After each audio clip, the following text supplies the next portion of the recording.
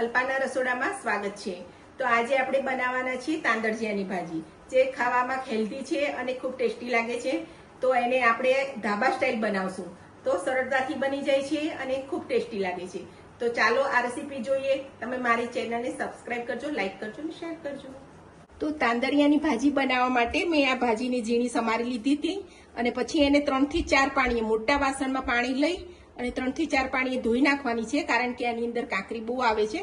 તો પહેલા ધોઈ નાખવાની છે સારી રીતે। અને મેં આદુ મરચા લીધા છે, આ 1 ચમચી સિંગદાણા અને તલ, 2 ટમેટા રફલી ચોપ કરી લીધા છે, આ રેગ્યુલર મસાલા છે, મીઠું છે અને તેલ છે। તો આપણે પહેલા ભાજીનો વઘાર કરી લઈશું। તો અહીંયા મેં બકળી મૂકી દીધું છે ને એની અંદર આપણે થોડું તેલ નાખશું। અત્યારે આપણે ઓછું તેલ નાખીને કરશું, પછી આપણે ફરીથી પણ વઘાર કરવાનો છે। તો તેલ ગરમ થઈ ગયું છે, એની અંદર હું નાની 2 ચમચી જીરું નાખું છું। તમારે જો લસણ નાખવું હોય તો આની અંદર લસણ નાખવાનું, પણ મેં અહીંયા ઝીણા 2 મરચાં અને આદુનો ટુકડો ક્રશ કરીને નાખ્યો છે। એમાં આપણે હળદર નાખી દઈશું અને પછી આ ભાજી ઉમેરી દેવાની છે।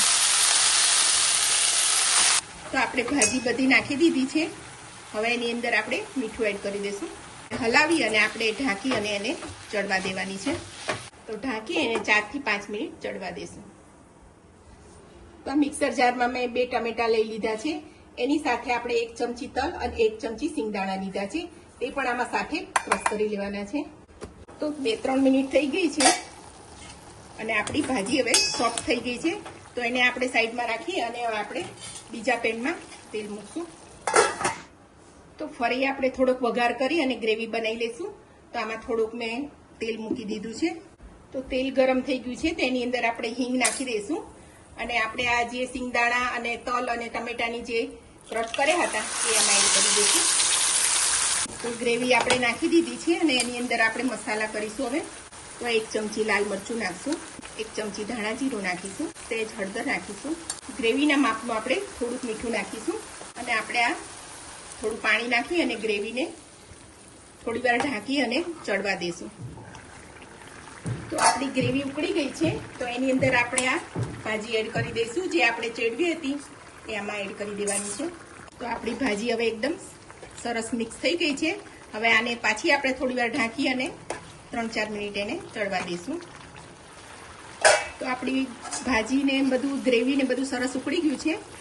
તો હવે આપણે એને સર્વિંગ બાઉલમાં લઈ લઈશું। તમારે આમાં જેટલો રસો રાખવો એટલો તમે રાખી શકો છો। તમારે થોડોક વધારે રસો કરવો હોય તો તમે પાણી એડ કરી શકો છો, અને બાકી આવી રસબસ્તી રાખો તો તમને રોટલા સાથે, રોટલી સાથે, ખીચડી સાથે ખાવાની ખૂબ મજા આવે છે। તો આપણી ભાજી તૈયાર છે। તો ધાબા સ્ટાઇલ તાંદળિયાની ભાજી તૈયાર છે। આને રોટલા, પરોઠા, રોટલી કે ખીચડી સાથે ખાવાની ખૂબ મજા આવે છે।